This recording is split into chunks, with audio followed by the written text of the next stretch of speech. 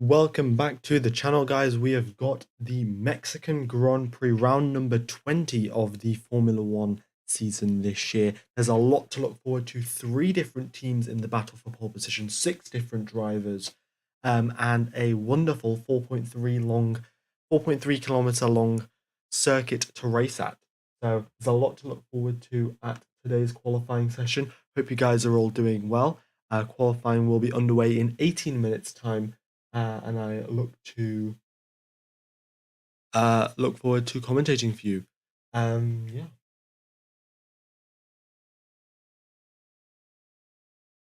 All right. Yeah, I kept on adding 5 minutes because there was some delays because of other stuff, and yeah. But anyway, we are back to commentating the Mexican Grand Prix.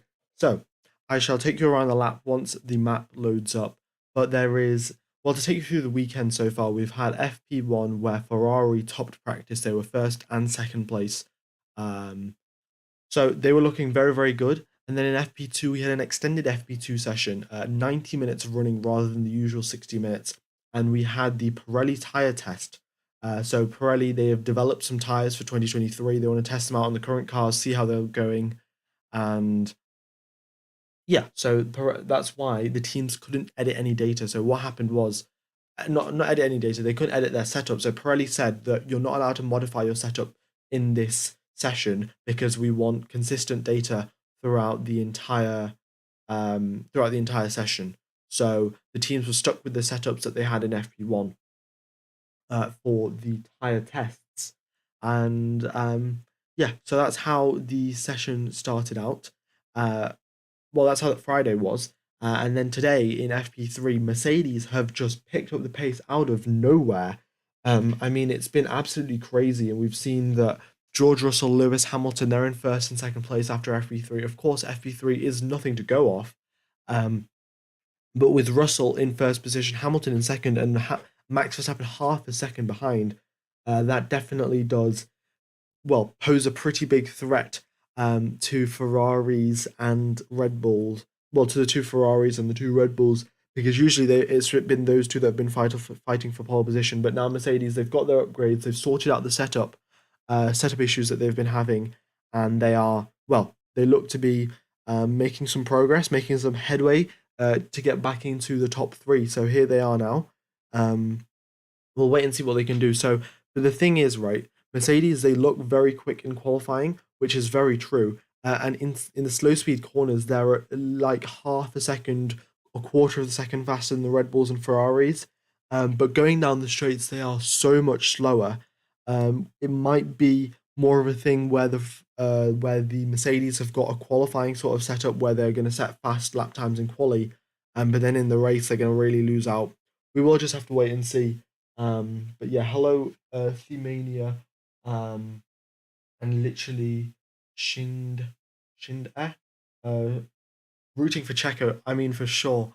It is his home Grand Prix, of course. It would be wonderful to see him hopefully get pole position, potentially even the win. I mean, the fans here at Mexico are absolutely crazy. One of the best, well, the best fans. Well, I'm not sure. I haven't been to all of the races, but one of the best fans in the world, according to Lewis Hamilton. Of course, Lewis Hamilton always does say the best fans, but the amount of effort and passion that you can see in those grandstands is absolutely next level for when Formula One is in Mexico. All right. So we'll be hoping for Sergio Perez to potentially get pole position and end up winning the race. Now the thing is, we looked at the qualifying data from Friday practice. Obviously, we only had FP1 to go off because FP2 was a tire test from Pirelli, which they weren't the representative tires that the drivers will be using in quali. So they're only FP1 data that we've got to really go off, and the Mercedes were quicker in the slow speed corners, slower down the straights, and pretty much all of the teams were identical in the high speed. Ferrari was slightly faster, but that was about it. And then if we look at the qualifying simulation pace, Red Bull and Ferrari are literally identical in terms of qualifying pace. And then we have Mercedes, sorry, 3 tenths back. But that was on Friday. It seems like Mercedes have made some setup changes or something, and it looks like they will be going in and potentially scoring some more points, or not scoring some more points, just going higher up and closer towards the top of the grid. So those setup changes are going to help Mercedes get closer to the Ferrari and Red Bull, potentially even battling them for pole position. And I actually think it's a fair shot for all 6 drivers to be getting pole position there. Like George Russell has been, George Russell's been performing absolutely wonderfully. Well, George Russell in FP3 he was doing a very good job. He was 1.1 seconds ahead of Lewis Hamilton at one point, and then ended up setting a lap time faster than Lewis Hamilton and half a second ahead of Max Verstappen, which is brilliant to see when we're looking at in terms of the competition point of view. Lewis Hamilton, of course, you can never really count him out. He's got so many pole positions right now. Uh, Probably, I think he's got the most pole positions out of anyone in Formula One. Um, and yeah, so Lewis Hamilton, you can never really count him out in a qualifying session. You got Max Verstappen. Well, the man is a second two-time world champion in a row now, so there's no doubt that he's going to be challenging for pole position. Charles Leclerc, we know Ferrari are traditionally very good at pole position, at qualifying, sorry, so they could be in the mix. We've got Sergio Perez, it's his home race. He looks to be pretty quick as well, so he's in the mix for pole, and then we have Carlos Sainz in 6th place, who got I think his 3rd pole position. Yes, last weekend out in the out in America. So yeah, all 6 drivers should be on their way to potentially go on and take a pole position.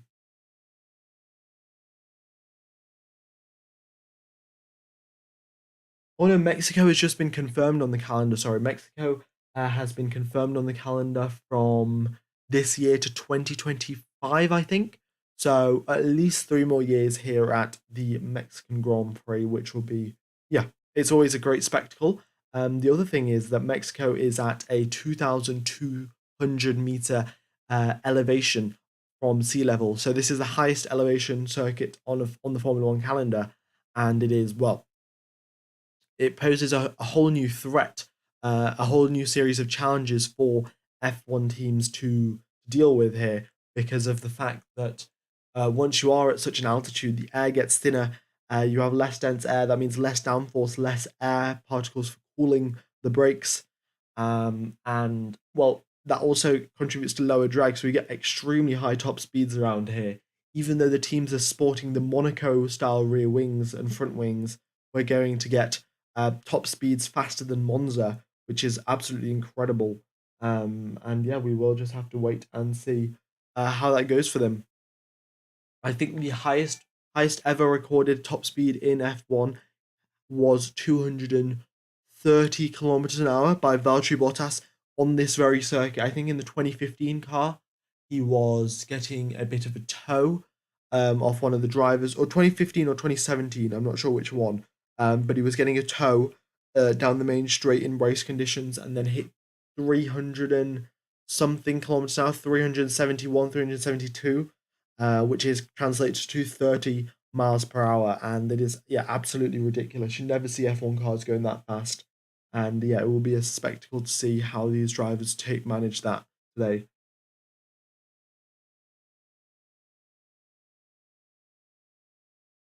Right, let me just fix this map for a second, and then we will be going underway for quali. So that just disappear, and then I shall fix this.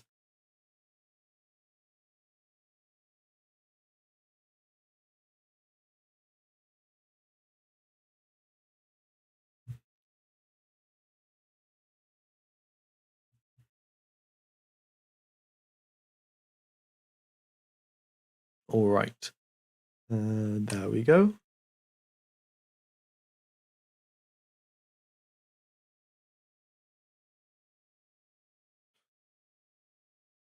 Oh, there we are. Right, let me just adjust this around a bit.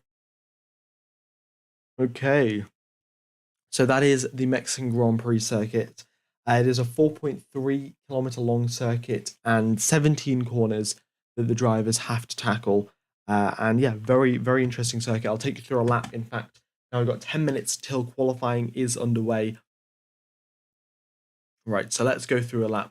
Of course, we've got this extremely long straight, nearly 1 kilometer in length down here. all the way into turn one. And then the main thing here is that the starting grid is right at the start of this main straight. So once the drivers do get going on the race tomorrow, it might actually be beneficial to be starting in third position, get a slipstream off the drivers in first and second, and then end up, like slingshotting your way past into first place once you get to turn number one. So that's the thing to consider. We'll wait and see what happens.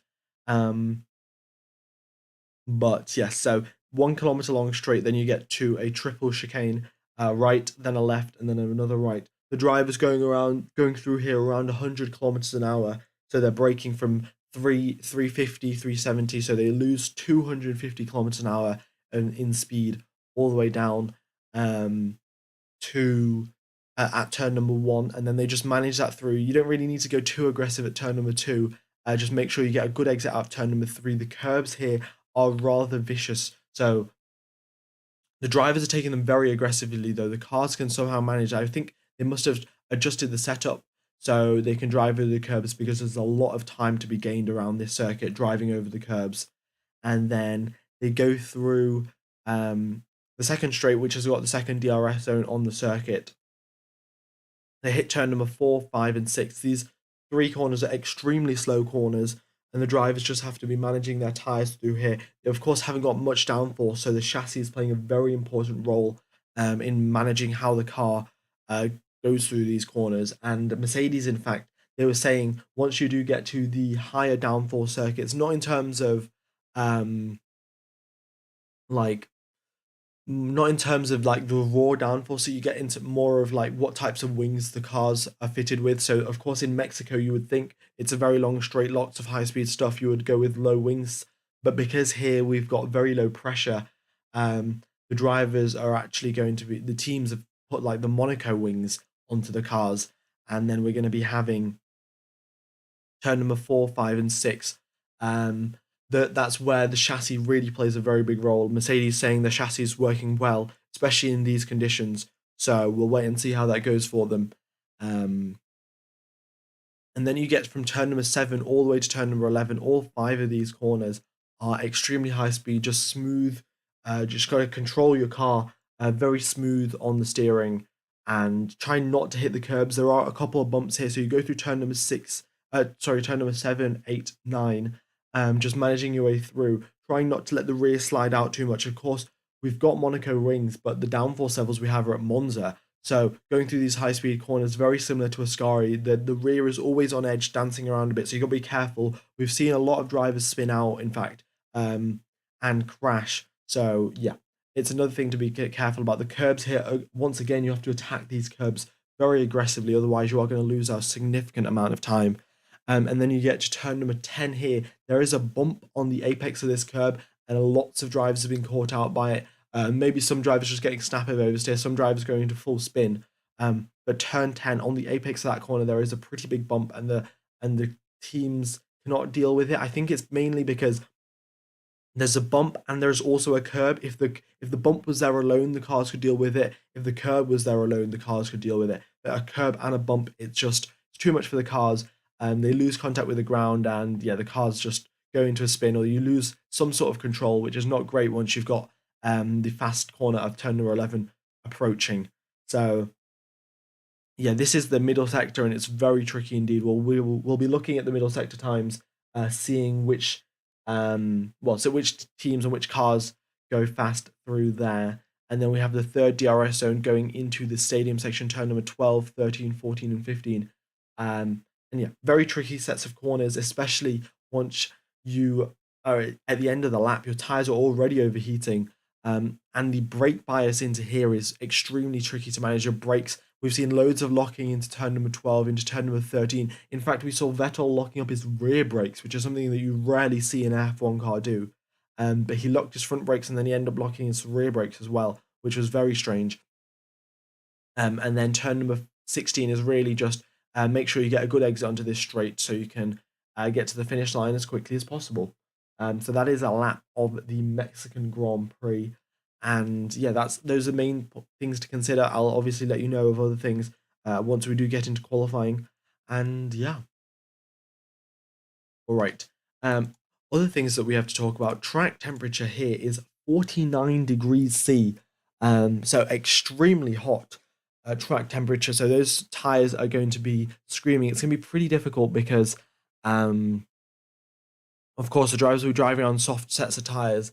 The one advantage that they do have is that it is a short lap. So if you do make a mistake, you will easily just be able to come in, switch tires, and then go back out again.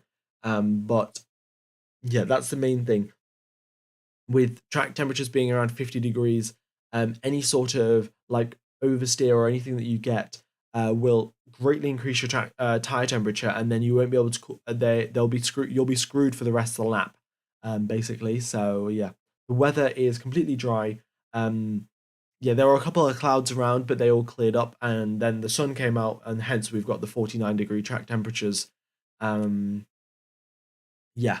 Also, the pressure around here. So, um, usually we have a like 1,000 millibars of pressure, but right now we're at 780 millibars of pressure. So basically, we've got 20% less pressure at the circuit because it is at such altitude, and the wind speed as well is extremely low. There's basically no wind around here, which is the exact opposite of what it was at the US, where the drivers were getting tailwinds going through high speed corners, which is extremely difficult to manage. There's no winds here, so it's mainly just the lack of grip that we have at this circuit because of the lower air pressure and lower air density. We'll be seeing drivers struggling a lot for grip, especially front tire grip. All of the drivers have being able to manage the rear tires. Of course, you just press the throttle slightly softly compared to what you'd usually do if you're struggling with rear grip. But with front grip, braking earlier than usual is not something that F1 drivers like to do because thing is, if you brake earlier than usual, the entire time you spend in the corner is going to be slower. So your entry speed will be slower, your mid corner speed will be slower, and then your exit speed will also be slower. The reason drivers can manage with oversteer is that you only really encounter oversteer on the exit of a corner. So your exit speed will be slightly slower, but your entry and mid corner speed will still be the same. So that's why when you have understeer, it costs you a lot more time than when you have oversteer. But of course, the trade off is that with oversteer, if you have oversteer, then you can go into a spin very easily. So it's pretty risky. But then if you have understeer, you just end up not turning as much and going off the track a bit, which is not so bad. So yeah, risk versus reward. We'll wait and see what the drivers and the teams end up going for. But we saw Ferrari and Max all struggling for front tire grip. Surprisingly though, Mercedes weren't struggling. Of course, they had a very good car, especially in the corners. Like the slow speed corners, they looked very hooked up indeed compared to all of the other teams. Um, it looks well, not it's not the exact. This is a bit of an exaggeration, but all of the other teams look like they're sort of skating around on ice and they just can't stick to that road that well, whereas the Mercedes looked very much hooked up. So yeah, there we are. All right. um so qualifying starts in 40 seconds now. Yeah, Q1. Also, another thing to consider, we have Kevin Magnussen with a 5 place grid penalty because of a fresh internal combustion engine, and then we have Lance Stroll with a 3 place grid penalty because of his collision with Fernando Alonso in um, last week's Grand Prix. So that is that. All right.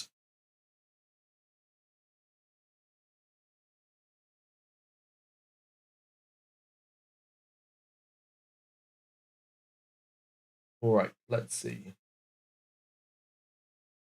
Q1 is underway. We have the green flag out. The pit exit is open. And we have Mick Schumacher coming out on to the track.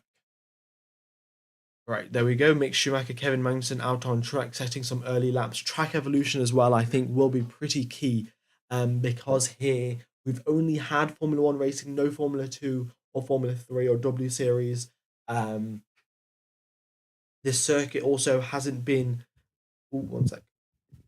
Okay, this circuit hasn't been used that much around the year as well. So once the drivers do start driving around, track evolution will be helping them out to set faster and faster lap times. So it'll be a bit of a struggle. Who's going to go? If you're going to go right at the end of the lap, of course, you end up with the chance of getting held up by a yellow flag by a driver ahead of you. But then, of course, you also have the gain of being with faster track conditions. So it is very. We'll just have to wait and see.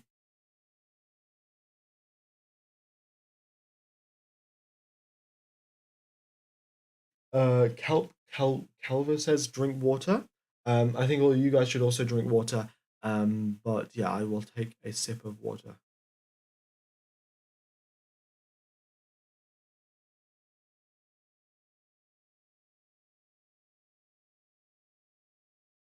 All right. Anyone on grid penalties? Yeah, Kevin Magnussen has a 5-place grid penalty, and Lance Stroll has a 3-place grid penalty. Right, the two Williams are also out. We've got Mick Schumacher and Kevin Magnussen both starting their flying laps. We could see double warm-up laps around here as well. It is quite a short circuit, 4.3 kilometers. But the other thing is that it is very hot track temperatures, so we could be seeing just the drivers go for the only one warm-up lap. But looking at the speed traps, they're going 295, 300. So I don't think they're on warm up. I don't think they're on flying laps. They're doing double warm ups as far as I can tell. So yeah, there we are.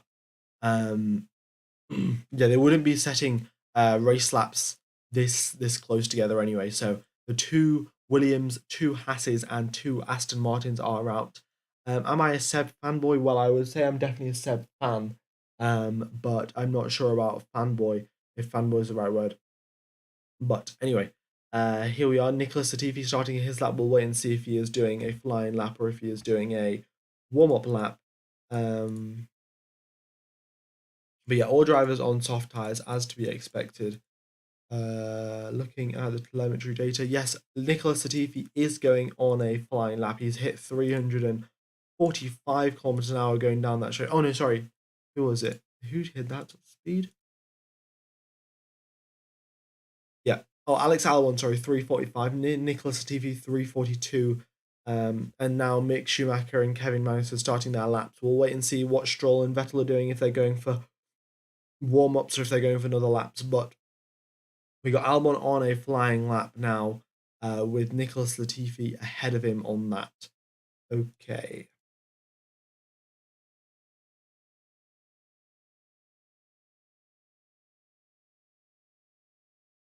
In which country does there need to be a new F1 race? Well, I think of the countries that already had F1 races in the past, there's probably Malaysia, South Africa, Germany that all really need F1 races. So we should probably go back to there. But anyway, back to qualifying. We have now Nicholas Latifi making his way through the stadium section, now into turn number 16, just making sure not to accelerate too hard out of there, otherwise your rear end slides out and the barrier is literally right there waiting for you. But Latifi crossed the line at 1 minute 32.3. Albon crossed the line 1 minute 29.6. So it looks like Latifi made a bit of a mistake in the third sector, as it seems. Yep. So he'll be doing another lap, as far as I can tell. But Alex Albon sets a represented lap time of 1 minute 29.6, which is very quick indeed. Right.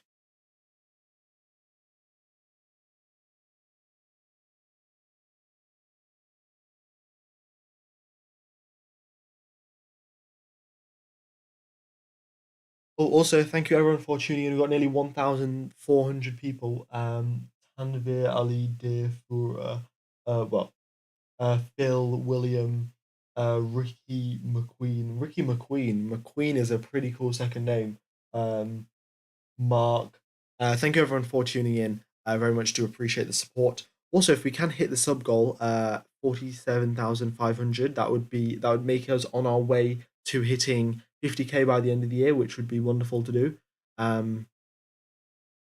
But yeah, let's get back to quali. So we got Mick Schumacher crossing the line 1 minute 21.0, Kevin Magnussen 1 minute 21.0 as well.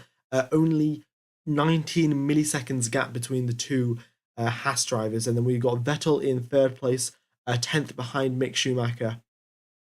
And then we got Stroll in 6th. Now Vettel gets put down another further place. We got Alex Albon going a tenth and a half faster than Mick Schumacher up into first position. So it looks like the Williams drivers were doing double warm-ups, and then the rest of them were doing fast laps straight away. So there we go. Also, guys, do be sure to hit the like button. That would very much be appreciated. All right, 12 minutes left of Q1. Also, GT, thank you for the donation. You've just donated Ooga Booga, Ooga Booga, Ooga Booga, Ooga Booga. Well, I don't know what to say, but I guess Ooga Booga to you as well. Yeah.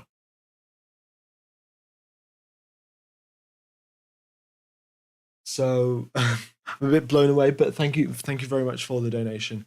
Right. So let's see who. I think all of the drivers now, except the 2 Alfa Romeos and the 2 Alpines, are out on track. We got Tsunoda crossing the line 1 minute 20.5. Actually, all of you guys, can we all get an Ooga Booga into the chat, please? For GT, thank you very much for the donation. Sergio Perez 1 minute 20.4. Absolutely great lap time, but to be honest, I don't think it's that quick compared to everyone else. We will have to wait and see once the front runners do set their lap times. Right.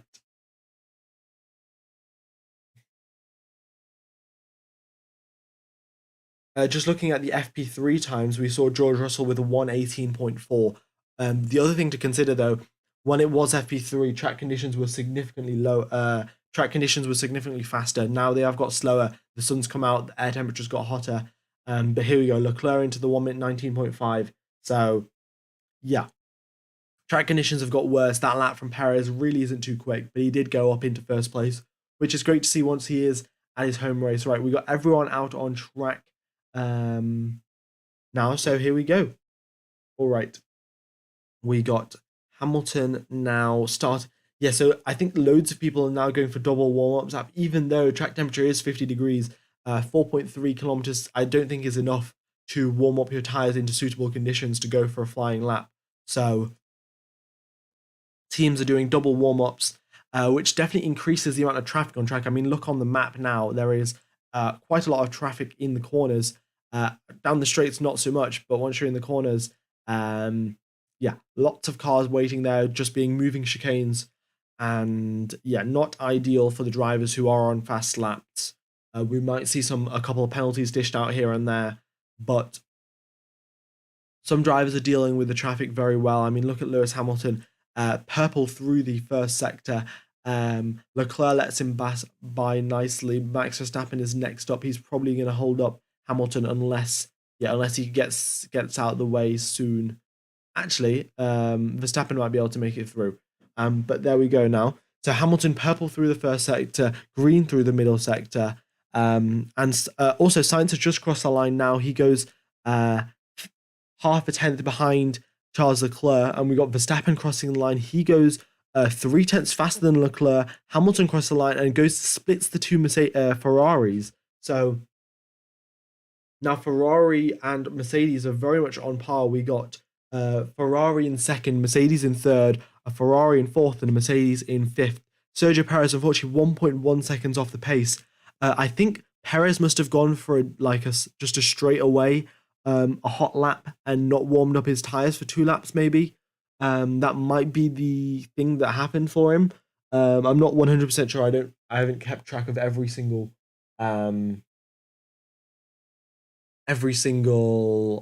driver's run plan, but yeah, maybe look, Sergio Perez only did 1 warm-up lap, whereas the rest of the drivers did 2. So there we are. All right, have we got any more team radio? We have got some team radio from Daniel Ricciardo, currently in 11th position. Let's have a listen. Daniel, with that following, we saw a 10 to 15k tailwind into turn 1. That was 4.5 seconds. Okay, so 4.5. Wow, that's crazy. 4.5. Wait, let's just listen to this radio again and let's have a look at Daniel Ricciardo's top speed. Daniel,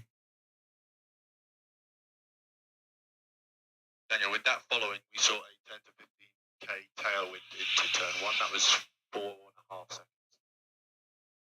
So I'm not 100% sure what that message means, but 10 to 15k is 10 to 15 kilometer hour tailwind into the car, which definitely increases the top speed. But he also said 4.5 seconds, which is a bit confusing because if that, I don't know exactly what the 4.5 seconds is referring to. They could be talking about a tow though. The drivers, of course, when you do have such a long straight, towing your teammate or a driver, or just getting a tow off another driver by timing a run right, could be the difference between getting out of Q1 or not. So yeah, we will have to wait and see what happens there. Do some teams decide to abandon a driver or two and end up going for pole position? I mean, it might be the suitable strategy for Haas. We know Kevin Magnussen's already got a 5-place grid penalty. Haas aren't looking too quick anyway, so you might as well just let Magnussen give Schumacher a tow, let him go rather quick down the straights, and then let Kevin Magnussen just take the hit. And he's, let's be honest, Kevin Magnussen, even if he does get through into Q2, he's probably going to end up starting in 18th or 19th. There's not too much of a difference when you're starting in 18th or 19th or in 20th position. So he could do that, but we will have to wait and see. Also, one sec, Valtteri Bottas has just done absolutely fantastic job there. I mean, up into third place, wonderful job from Valtteri Bottas. Yeah.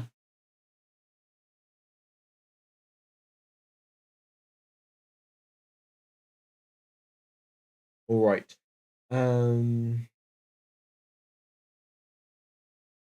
Yeah, okay. Most drivers actually now into the pits. We got 5 minutes left. So with the drivers having a 1 minute 40 or 1 minute 30 second, probably 1 minute 40 second warm up lap.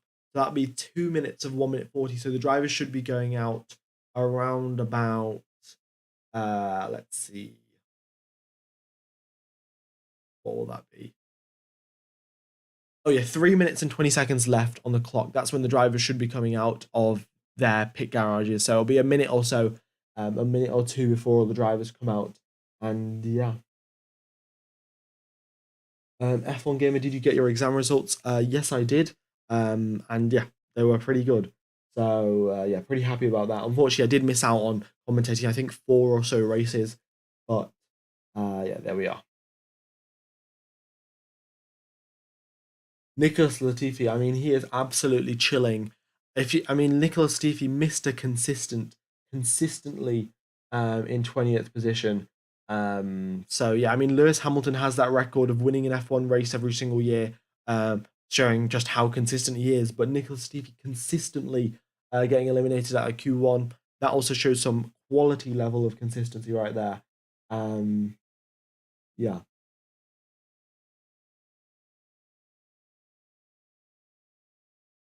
All right. So we've got Leclerc, Perez out on track, out the front runners, and then we've got Vettel, Stroll, Albon, Latifi, Gasly, Ricciardo, and the 2 Haas drivers out on track with now 3 minutes and 40 seconds left to go on the clock.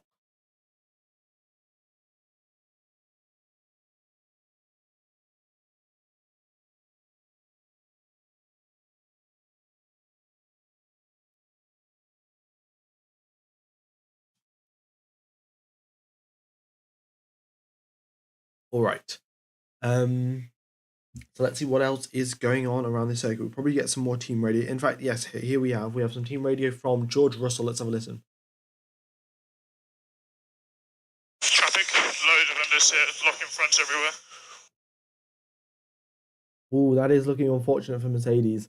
Yeah, I mean, in FP3 they looked great, but I think what happens is once the track temperature increases, you basically, the thing is, on F1 cars, the rear tires are wider than the front tires. So if you have like the track temperature, if that increases by, I think it's increased by 10 or 15 degrees or so between FP2 and between FP3 and quali, your amount of grip that goes down because of that 15-degree increase in temperature, you get a grip reduction on your rear tires and your front tires, but of course there's more like actual rubber on your rear tires, so the amount of grip that you lose on your rear is significantly more than the amount of grip that you lose on the front, and that creates an imbalance in the car. And once you're going at the low speeds, like all of the tire grip that you have comes into play, and yeah, so that's why I think we're seeing the Mercedes struggle, because yeah, they need all the tire grip that they can get, and yeah, well, they're not getting a lot of it. Because of this imbalance that they've got, they have maybe too much grip on the rear rather than at the front, and yeah, George Russell not being able to manage those tires and yeah, and grip in general. So there we are. All right, we've got the final runs of Q1 happening now. Sainz and Perez haven't gone out for Sainz and Perez haven't gone out, but Perez has just done another lap. Oh, we've got a yellow flag. What have we got a yellow? Oh no, yellow flag has gone away. Okay. But Tsunoda is starting his flying lap, and then behind him we've got Alonso, then Ocon, then Norris, then Gasly. Then we've got Mick Schumacher, then Kevin Magnussen, then Daniel Ricciardo's in the queue. Oh no, and then we've got Alex Albon, then Daniel Ricciardo. It's getting very cramped up there. There's 1 minute left on the clock. Everyone should make it around comfortably. But yeah, it is looking pretty tight, and I suspect Vettel and Stroll's tires, who've just been waiting around in the stadium section for a very long time, they would have cooled down a bit. So, all right, we got Vettel starting his flying lap, then we got Stroll, Hamilton, Russell, Bottas, and Zhou with 45 seconds left on the clock. Usually the drivers leave around a 6-second gap between each other, so they should all make it through. Tsunoda, though, coming up into turn number 12, he'll have Russell and Bottas and Zhou all for traffic, so we'll wait and see how he manages it with that. But every other driver should be just fine going through there. Okay. All right then, so Tsunoda first to cross the line up into 8th position, 1 minute 19.9. Very big improvement there. Fernando Alonso stays in 9th position after he crosses the line. Bottas and Zhou cross the line with 10 seconds left to go. Ocon is next across the line. He's up into 9th place. Goes slightly faster than his teammate. Norris up into 7th now. Next across the line is the Frenchman Pierre Gasly. He gets through into 12th place. Good job for him. Hopefully that gets him through into Q2. Mick Schumacher now up into 13th place. Kevin Magnussen, Mick Schumacher into 14th, Magnussen into 13th. Good job there. I mean, I wasn't expecting the Hasses to make it through, but here we are. Alex Albon now crosses the line. He doesn't improve his lap time. We've got Daniel Ricciardo currently in 13th position.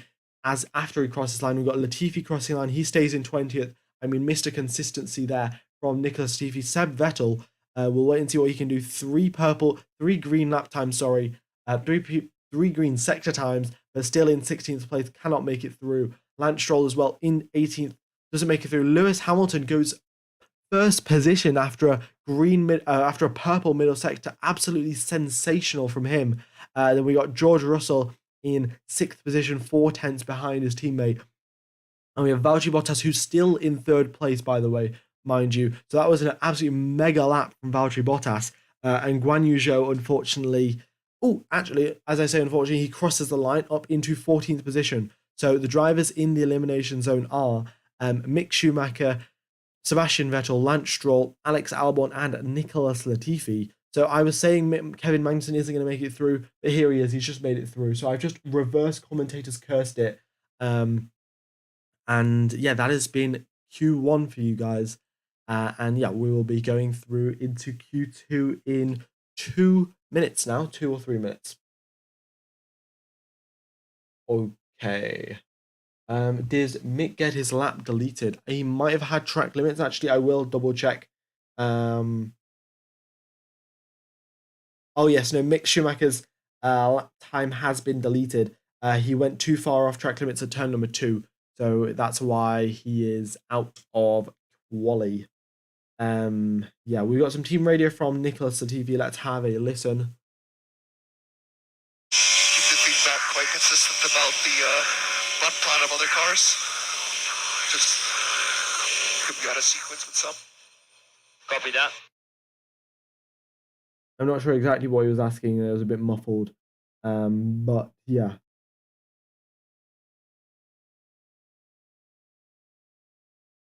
So that has been Q1 for you guys. Yeah. Oh, also, if you haven't subscribed already, be sure to do so. It definitely does help out the channel. It'll let you type in chat. I think you only have to be subscribed for 1 minute, and then you're allowed to type in chat. It just helps stop all of like the spammers and like the YouTube bots spamming away in chat. And hopefully we can reach 50k by the end of the year. If we carry on going at this rate, then we will. We're only 200 subscribers away from the goal. But if we carry on going at the rate that we're going, then yeah, we could hit 50k by the end of the year, which would be absolutely wonderful. There we go. All right. So that has been Q1 for you guys. Actually, quite a lot of surprises. I mean, Hamilton's lap right at the end, very surprising indeed. I do have a slight feeling that track conditions did improve, but nevertheless, it is fair enough. I mean, Hamilton was, I think, the 4th last driver to end up setting a lap, so he would have had pretty much the ideal track conditions when setting his lap time. We'll wait and see, though, what Red Bull and Ferrari have to respond. I think, looking at this, we had George Russell set a faster lap time in FP3 as well, but the issue was track conditions have got worse since FP3, so there we are. Also, we have team radio from Mick Schumacher and Sebastian Vettel, so let's have a listen. I'm afraid we're out. We've done exactly the same time as P15 at the moment. P16. Why are we out then? He did it first. Can't believe it, man. We're so slow. Yeah, I mean, look at this. Schumacher and Vettel both set the exact same lap time, a 1 minute 20.49. Ridiculously close. And let's listen to Mick Schumacher's radio. Just got bumped out at the end, Mick, so you're P16. Kevin got through in P15. Are you serious? Yeah, man. Yeah, so there we go.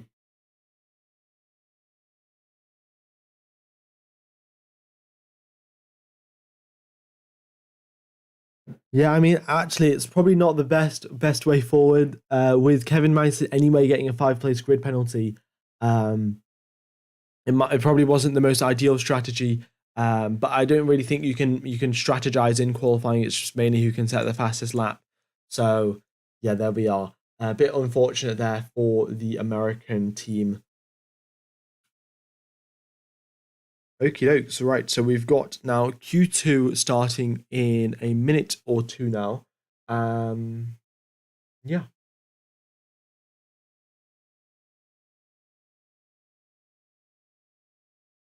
Was Hamilton on older tyres? I don't think it'll tell me now what tyres he's on. What tyres he set those laps on. Yeah, no, it won't. But we will wait and see. We'll just double check, in fact, what tyres he set those laps on. Hamilton, oh no, he didn't. I don't think he did, because Hamilton set it on a fresh set of tyres. So he went out. I don't know why he went out on another set of fresh. Oh, yeah, Hamilton went out on a fresh set of tyres. I don't know why he did that. But yeah, there we are. Also, we were expecting Williams to be fast this weekend, because usually when you have a high-speed circuit like Monza, Williams have been excelling. Even at Baku as well, they had a lot of top speed. But unfortunately, this time round, they have not been doing so well. So yeah, this circuit not great. Right. Does Leclerc have a grid penalty? No, he does not. But Kevin Magnussen has a 5-place grid penalty, and Lance Stroll has a 3-place grid penalty. So yeah, those drivers. Those are the only 2 penalties that we've got this weekend. So actually, the other thing is, with such few penalties, we've seen penalties in the past couple of races, but this circuit is particularly tough on the engine in terms of reliability sense. We've had, I think, 6 races here in the Mexico Grand Prix, and all like in the new turbo hybrid era. Also, guys, just want to let you know, Q2 has begun. We've had 6 races here in Mexico, and all 6 of them we've had DNFs, and that's not because of crashes or anything. It's mainly just because of drivers DNFing, their engine blowing up, gearbox issues or hydraulics or something going wrong, and then they're having to park up at the side of the track. So yeah, we've seen a lot of safety cars around here, and yeah, so the issue is that because the drivers have got a 1 kilometer long straight, they are accelerating for a very long period of time, and the air is thin. So that means even the cooling and stuff, there's not enough air for the engines to take in, because of course for like engines to work, you need oxygen, but when the air's thinner, there's less oxygen in the air, so the air doesn't get the engines don't work at such a high performance, and they also don't get cooled down as effectively. So that and the more heat that you have, the more likely you are to have a failure. And that's why we talk about overheating. We never really say the car is underheated. That's only applicable for the tires because the tires have a working range. But for most things in an F1 car, unless you're going like into freezing temperatures, there isn't really too cold. So there we go. F1 Gamer, what if they banned Pierre Gasly for too many penalty points? Well, I'm not sure how many penalty points Pierre Gasly is on, but if he does go on to too many penalty points, I think they'll be just fine giving some other driver a chance to drive the AlphaTauri. So yeah, they'll probably give Nick de Vries, since he is going to be driving the AlphaTauri next year. They might as well just give him a chance to drive, really. So there we are.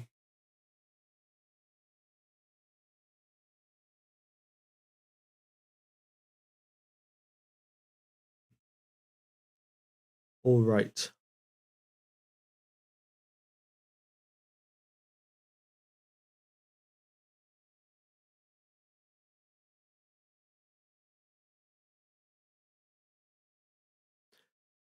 Okie dokes, right. So let's see. Q2 has begun, in fact, guys. Q2 is very well underway. Just literally nobody is coming out on track.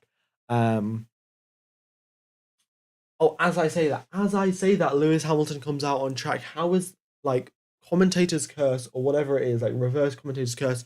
It's just a thing. I literally say nobody's coming out on track, and here's Lewis Hamilton, George Russell, and Pierre Gasly. But anyway, so the driver's now coming out onto track after 3 minutes of Q2 just wasting away. I think what they're doing is just trying to go out as late as possible. And as here we see everyone now coming out one after the other, maybe getting a little bit of a toe in the process. But yeah, I don't know exactly what they're trying to get at with just waiting around. But it might be because they saw Lewis Hamilton's lap time improvement. They know the Mercedes isn't that fast, so I'm probably expecting that they think there's a lot of track evolution and hence going out as late as possible when the track has been cleaned up by as many cars and as many kilometers of driving on top of it as possible is going to help them out. So there we are. Also, guys, we are 160 subscribers away from the sub goal. So if you haven't subscribed, please be sure to do so. And if you haven't liked the stream as well, be sure to do that because, yeah, definitely helps out the channel. And hopefully we can get a couple more people watching, which would be absolutely wonderful. All right. Look at this. This is rather strange. We've got Sergio Perez and Max Verstappen going on used set of tires, and then we got Leclerc as well on a used set. Interesting. I think what the teams might be doing here is that they know that the first lap that they set isn't going to be representative because you've got to consider, right, that when they know track evolution is going to happen, you might as well, your first lap anyway is going to be kind of void because, well, when you do the second lap, the track conditions are going to be so much better. You might as well have just not set the first lap. So I think what they're doing is just sending the drivers out on a used set of tires to just set a banker lap of sorts. So they can make it through into Q3 in case they crash on their second lap, or in case there's a yellow flag or something. But yeah, it seems rather strange that we might be still seeing double warm-ups. But yeah, there we are.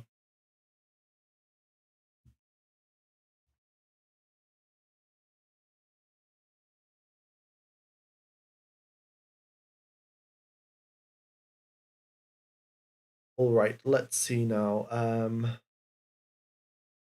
Lewis Hamilton, a 1 minute 18.5. That is extremely quick from the Brit. George Russell, 1 minute 18.5 as well. Wow, 13 milliseconds between the two Mercedes drivers.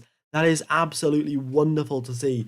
I mean, we've been waiting for this, like an actual very close qualifying battle between the two Mercedes drivers. And here we've Here we've got that exactly. But now here comes Max Verstappen, purple in the first sector, green in the middle, and he's now coming out of the final corner. Where does he go? Across the line, up into third place, 4 tenths behind the Mercedes. Of course, Verstappen now is on a 3, has tires 4 laps older than the Mercedes cars. So that is to be expected. But yeah, such a big difference in pace is, yeah, quite shocking. Dobra33, how are you, F1 Game? I'm doing pretty good. Hope you're doing good as well. Yeah, but back to qualifying. We've got 2 Mercedes competing for pole position. I was not expecting to say that today. Ferrari's going on a double warm-up as far as I can tell. Oh no, Ferrari's, yeah, going on a double warm-up. Leclerc might have backed out of it, actually, because he made a bit of a mistake in... No, look, both, yeah, Ferrari's going for a double warm-up. We'll wait and see what they can do. Kevin Magnussen now on his going across the line, 1 minute 20.4. In fact, I think that's slower than his lap time in Q1, so not ideal for Kevin Magnussen. It looks like he made a bit of a mistake in the middle sector. Yeah, middle sector mistake there for Kevin Magnussen. We'll wait and see what Valtteri Bottas once again. This man is absolutely crazy. Up into third place again. Valtteri Bottas and like the Red Bulls and the Mercedes pretty much the same pace. I mean, this is absolutely ridiculous. Yeah, Valtteri Bottas just flying today, going a full second faster than Guan Yu Zhou. I mean, he definitely knows something that Zhou doesn't around this circuit. And I don't think anyone else knows, because Bottas is just blowing everyone else out of the water.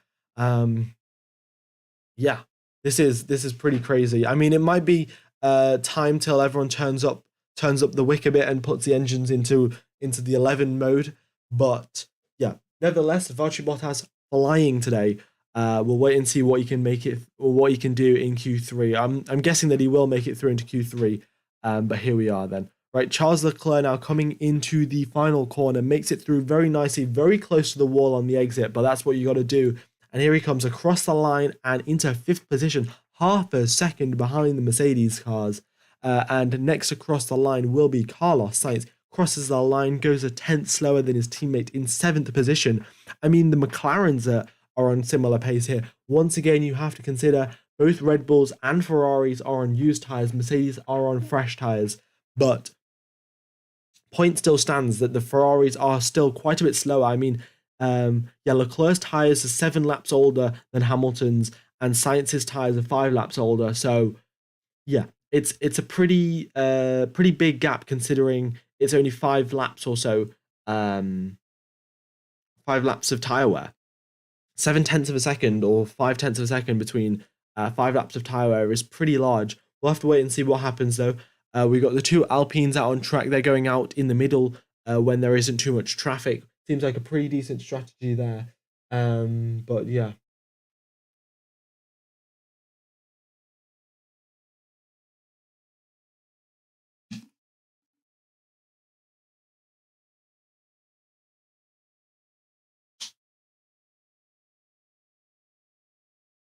All right, we got 5 minutes 40 left of 5 minutes 40 left of Q2. The Ferrari cars will be coming in. They'll have like 2 minutes or so to refuel the car, and put a fresh set of soft tires on there, before they go out for their final runs of Q2. I presume they'll be doing a double warm-up lap like everyone else has been doing. But yeah, it's getting pretty exciting here. With Valtteri Bottas up in 3rd position. I mean, this man is absolutely crazy. What else can I say? If there was a driver of the day for qualifying, Valtteri Bottas is very much my driver of the day. So there we are. All right. I mean, if we do get a Hambotver, that could be yeah. Hamverbot, sorry, not Hambotver.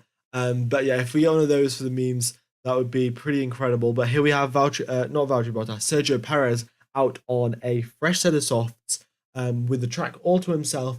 That is very much what the Mexican fans would love to see. Just a clear track for Sergio Perez to go pedal to the metal and hopefully get up close to the Mercedes. Yeah.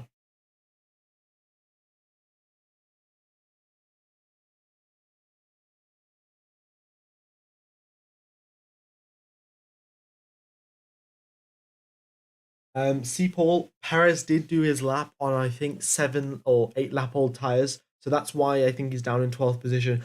Admittedly, though, his lap still wasn't great. So we'll wait and see what he can do. In fact, I'll take you through a lap of Sergio Perez. So I think I can't tell if he's going a push lap or not because he's just driving down the straight and you can't really tell what speed he's going when he's down the straight. So if we can have a look at this telemetry, that might be useful. We have no telemetry from Sergio Perez's car. That is absolutely wonderful to see. Yeah, we have telemetry from all of the other cars, but not Sergio Perez's car. Well, in fact, we can tell. Sergio Perez on a flying lap. So here we go. The camera's back on him. Turn number 4, 5 deals with that very nicely. You can't go too wide on the exit of turn number 4 because you got to steer the car all the way around for turn number 5. Turn number 6, double apex corner. Takes a perfect V racing line through there, and then into turn number 7, 8, 9, just very smooth on the steering. We know Sergio Perez is extremely smooth anyway, but just dealing with those corners absolutely wonderfully. Activates DRS for the 3rd time around the lap into turn number 12, hit the brakes, comes off early, doesn't want to lock up into turn 12, and then through now into turn number 13, 14, and 15. The Mexican fans are going absolutely crazy. And then two green sectors for now. He comes out the final corner, cross line into 3rd place, 63 milliseconds behind Lewis Hamilton, and 0.3 ahead of his teammate. So that is wonderful to see Sergio Perez back up in the fight and in the mix for qualifying. Great job there from Sergio Perez. Okay, now leading the way of this qualifying train that you can see, this just massive gaggle of cars that we've got in the middle sector now. Leading the way is Max Verstappen, so if there is a yellow flag, he will not get caught out by it. Mercedes have sent their cars out with 2 minutes left to go, so that means they can't do a double warm-up. None of these drivers can do a double warm-up as far as I can tell. I mean, Verstappen has a shot if he just hits the loud pedal right now. He could do an extra lap maybe, but I don't think he'd want to risk it. So here we are now, all of the drivers now just making their way around to the final corner to get a very good exit out there and then start their final flying lap. We got Verstappen starting it off. Let's just check the tyres. I presume he'll be on a fresh set of tyres. I mean, it would be a bit ridiculous if he wasn't.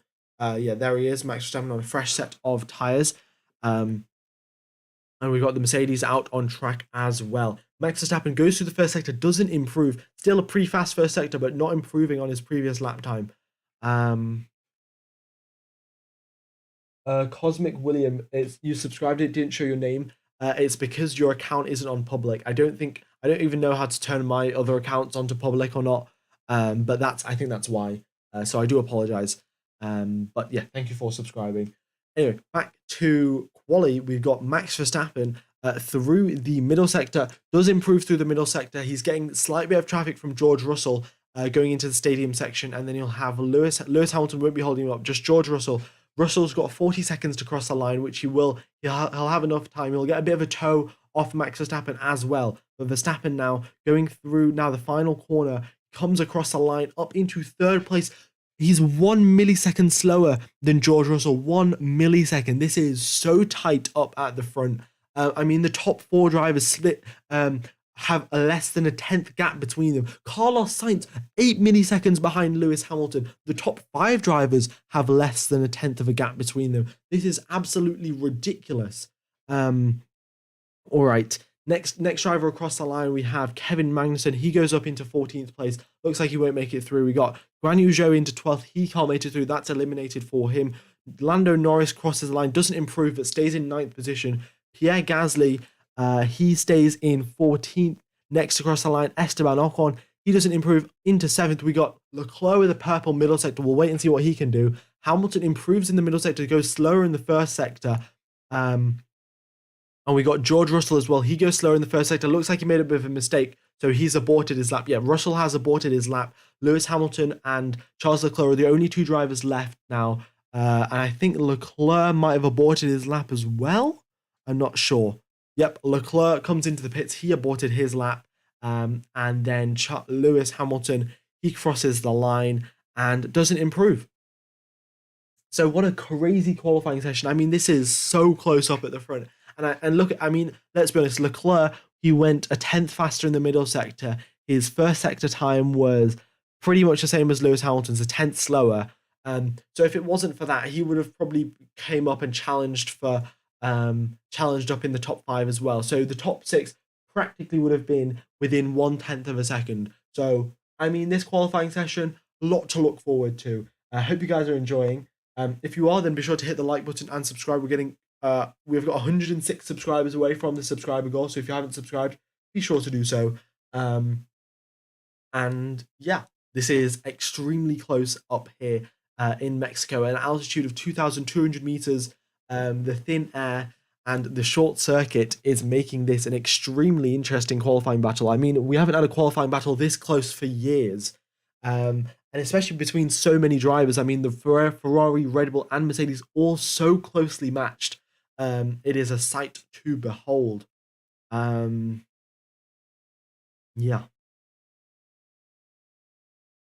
All right. Leclerc's first sector was slower. 27.9 was his first sector in his first run. Oh, that might have been the case. I guess we'll just have to wait and see, really. But Leclerc, I mean, purple through the middle sector. That's what Verstappen did as well. He actually went slower than his personal best in the first sector, but then ended up going faster in the middle sector. So, yeah, we'll wait and see how that plays out for them in the rest of Quali.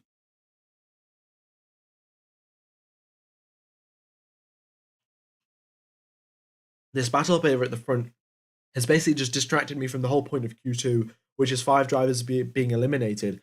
So we've had Daniel Ricciardo, Guan Yu Zhou, Yuki Tsunoda, Pierre Gasly, and Kevin Magnussen all being eliminated from qualifying. And also, this is rather interesting. 13th and 14th, we've got the 2 AlphaTauris. 15th and 16th, we've got the 2 Haas cars. 17th and 18th, sorry, we've got the 2 Aston Martins. And then 19th and 20th, we've got the 2 Williams cars. So from 13th all the way down to 20th, all of the drivers have been just next to their teammates. Very interesting indeed.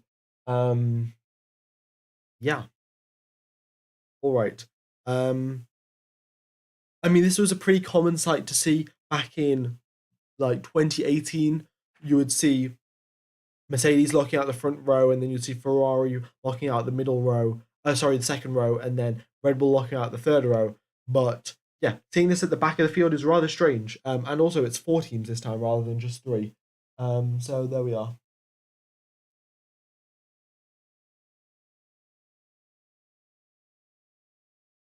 Also, the other thing to consider is, do you actually want to end up on pole position? Because even if you are on pole position and you get a good start, the drivers in 3rd and 4th, they have, I think, 800 or so meters or something of just flat out drag racing, plus a slipstream off you to get past you. So Max Verstappen did it last year. He ended up starting in 3rd position, then got a slipstream down the straight, and yeah, ended up getting past drivers into turn number 1. So yeah, that's mainly what you got to consider. Even if you do get pole position, is that the way forward? And I mean, maybe it could be if you get pole position, and then you have your teammate in 2nd place, then you can maybe organize a bit of team orders. Say, if I get a good start and you get a bad start, just stay behind me with a tow, and then none of the other drivers will be able to overtake, that kind of thing. But yeah, it's interesting. It's interesting. We'll wait and see what happens. Max Verstappen has never got pole position here at Mexico. One time he actually got pole position, but then it got taken away from him because he didn't lift off the yellow flags.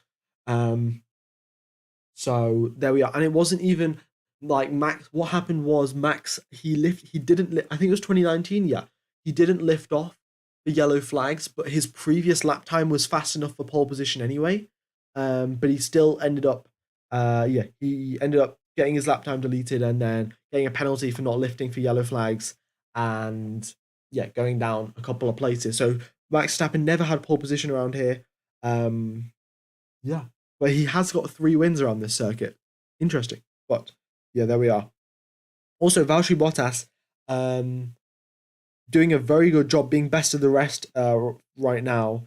And yeah, we'll wait and see what he can do. I mean, Alpine were looking extremely quick, but Bottas has just pulled this pace out of nowhere. I mean, I don't even know where he's doing it from because his first sector times look pretty standard. They're slightly quicker than the Alpine, which he's competing with. In the middle sector, he's slightly quicker. And then in the third sector, once again, just slightly quicker. So I guess Valtteri Bottas is just slightly quicker through all of the corners.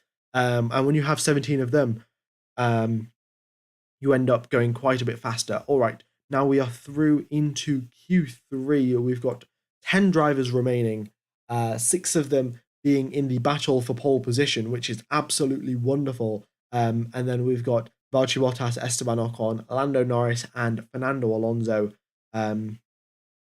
competing for the rest of that.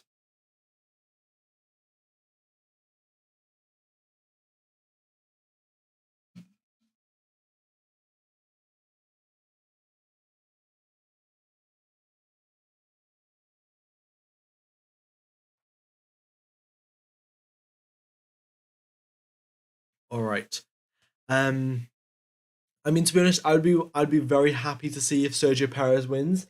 Just because Sergio Perez is an absolute legend, and it'd be wonderful to see him win. But yeah, we'll just have to wait and see. We will have to wait and see. 12 minutes now of Q3. So if the drivers are to do double warm-ups, they will have to just go out right at the start of the session, do their double warm-up lap, then the flying lap, and then come in and then go straight out again. Otherwise, they won't have enough time remaining in the session. And yeah.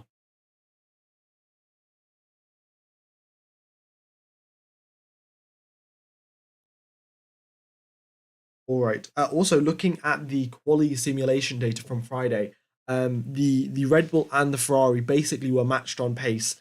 Then, well, today we saw that Mercedes, they somehow figured out their setup, just made it click, got that little bit of extra performance. They were meant to be 3/10 behind the Ferraris and the Red Bulls, but they have definitely picked up that pace, and they're up battling for first and second position.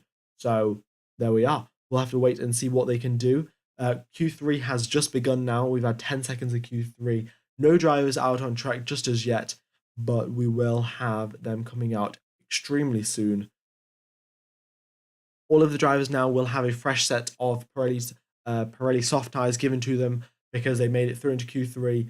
So maybe we might see like Lando Norris only go for 1 run or something, because they were, maybe Valtteri Bottas going only for 1 run because they weren't expecting to make it through. But yeah, we'll have to wait and see. Carlos Sainz out on track now. Yeah, there he goes. Sergio Perez also out on track, and the remaining drivers will be soon to come. Okie dokes. All right. Let's see. If we have some team radio, I will also play that.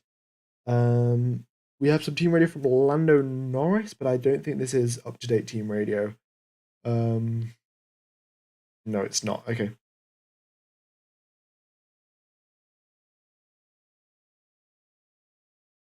So, Perez, Sainz, Leclerc, all out on track. Lando Norris, Esteban Ocon. Let's have a look who's on what sort of tires. And also let's have a look at the top speeds as well, because that'll be pretty important. So everyone out. Actually, we got Norris and Ocon out on used sets. Okay, so Norris and Ocon haven't made it through into Q3. They weren't expecting to make it through, so they used up their soft tires before this. But there we are. Okay, let's have a look at the top speed info. Yeah, still we have no telemetry from Perez's car, so there must be something wrong there with the telemetry system. But we have 350 kilometers an hour by Max Verstappen and Sergio Perez. So those two Red Bulls going at 350 kilometers an hour. We got the Ferraris at 346. And yeah, both Ferraris at 346. We got George Russell at 346 and Lewis Hamilton at 348. So all of them pretty close to each other in terms of top speeds. But yeah, even these tiny little differences, when you have a full 1 kilometer long straight, the tiny 1-2 kilometer per hour difference can all add up. So there we are. Right. Sergio Perez, fastest first sector. I think that's because he's the first driver to set a first sector in Q3, but admittedly goes faster than Carlos Sainz as well. So good job there from Sergio Perez. We'll wait and see what he can do in the remainder of the session. Hopefully he can go on to get pole position. I'm rooting for Sergio Perez here. Home hero, of course. We'll have to wait and see. We've got Lando Norris behind Charles Leclerc. Leclerc also doesn't go faster than Sergio Perez. In fact, 3/10 slower than Sergio Perez in the first sector alone. So Sergio Perez looks to be on a good lap. Fastest middle sector as well. 2/10 faster than Carlos Sainz.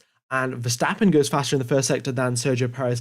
I mean, it is a bit to be expected. We know that Verstappen is slightly faster than Perez, but here goes. Sergio Perez across the line, a 1 minute 18.1. A very fast lap indeed. Okie dokes. Next up, Carlos Sainz, fastest third sector from him. He goes 1 minute 18.3, 2/10 behind Sergio Perez. Next across the line, Charles Leclerc, he goes half a second behind his teammate. That is a very big gap indeed, especially for Charles Leclerc. Usually he's very much on top of this, but he was 3/10 slower in the first sector, 2/10 slower in the middle sector, and then matched on pace in the third sector. But yeah, that gap is pretty significant. Charles Leclerc will have to look over the data there if he is going to catch up to him. Max Verstappen crossed the line 2/10 ahead of his teammate. And then next up, we have the two Mercedes drivers. Russell fastest through the middle sector. Hamilton only 2 milliseconds slower. I mean, the Mercedes could be challenging for pole here. We got Hamilton a 10th.5 behind Max Verstappen. George Russell next across the line. And he goes up into second place. So Max Verstappen on provisional pole position. We got the two Red Bull Mercedes in second and third position. We got Sergio Perez in fourth. Valtteri Bottas in sixth. Oh, wait, no, sorry. Carlos Sainz in fifth. Valtteri Bottas in sixth, and then Charles Leclerc in seventh. Bottas has someone's got a lap time deleted. Lewis Hamilton has got his lap time deleted for extending track limits. So Hamilton will have to do another lap. But yeah, track limits, once again, pretty key round here. It's just the same rules that we've had all year. More than all four of your tyres off the white line, further out than the white line, your lap time will be deleted. And yeah, so the Mercedes have some stuff to do. There is a 10th or so pace difference between the Mercedes and the Red Bull. We'll have to wait and see. And the Ferraris look shockingly off the pace here. Not exactly sure why. It might be the change in track conditions, but yeah, not doing so well.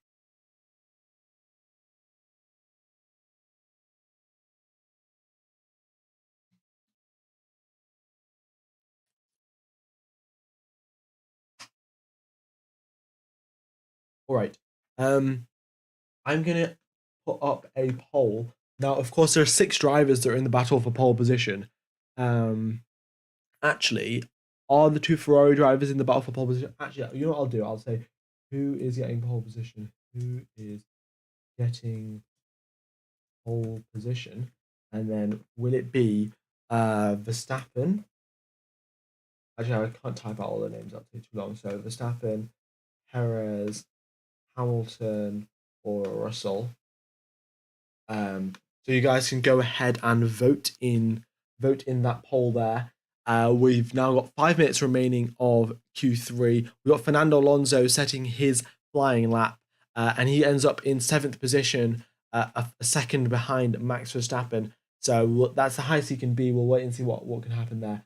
Verstappen on a 55% of you think Verstappen's going to get pole position. 32% think Hamilton is. 9% rooting for Sergio Perez, and 6% for George Russell. So there we go. All right.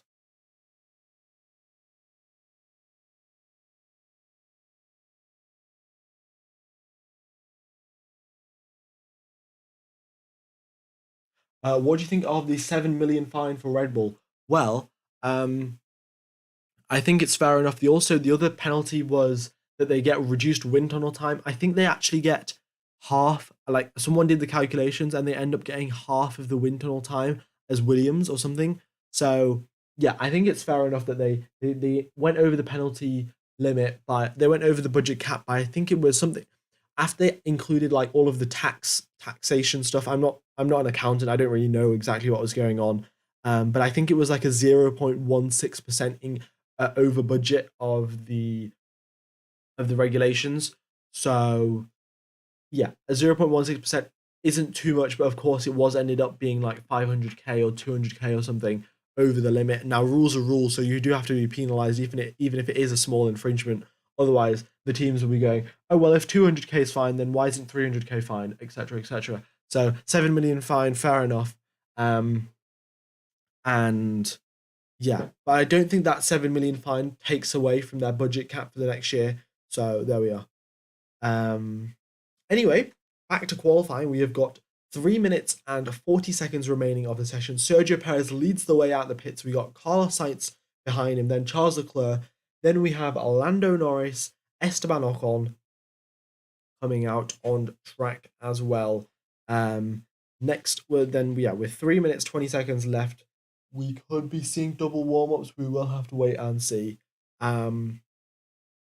Because it takes 1 minute and 40 seconds to do a warm-up lap. So if you do 2 warm-up laps, that takes you to the end of the clock. So we'll have to wait and see. Okay, so 1.5 million, but 400k with a tax break. Well, I mean, as long as they didn't do it on purpose, and there's no way to prove that they didn't do it on purpose, but yeah, so there we are. It's a thing that happened. I don't think if they did it again, then there would be a lot more severe penalties, but it was the first year that the budget cap was introduced, so it might have just been like a mistake or something. There's no way of really knowing. So yeah. What do you think of the tire warmer ban next year?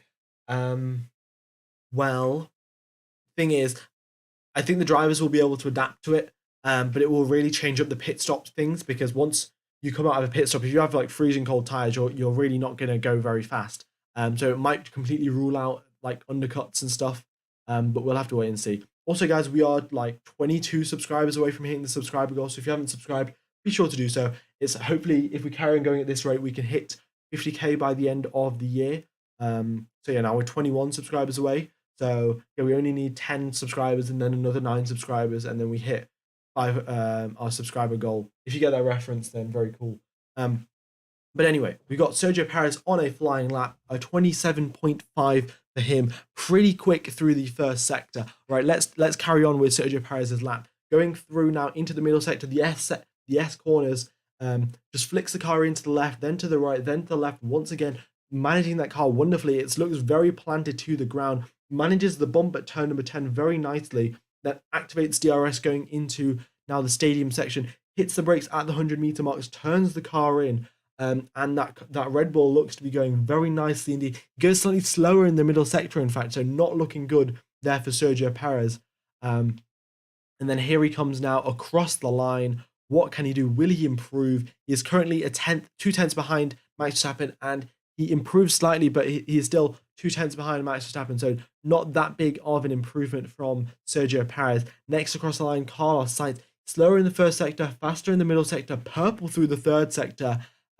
Gets closer to Sergio Perez, but does not go up in position. We got Charles Leclerc, who crosses the line now with a pretty quick lap, 2/10 behind Carlos Sainz.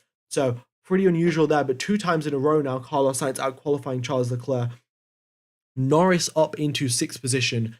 We got a purple middle sector from Lewis Hamilton. Ooh, this is exciting, right? Max Verstappen now coming through the third sector. What can he do? Out the final corner and across the line into 1 minute 17.7. That is brilliant. I think very close to the track record, maybe even faster than it. Here comes Lewis Hamilton now. He crosses the line into 3rd position. 5 milliseconds behind George Russell. So extremely close there between the 2 Mercedes drivers. And George Russell, he now crosses the line and doesn't improve. He was fastest in the middle sector, but then made a bit of a mistake in the 3rd sector.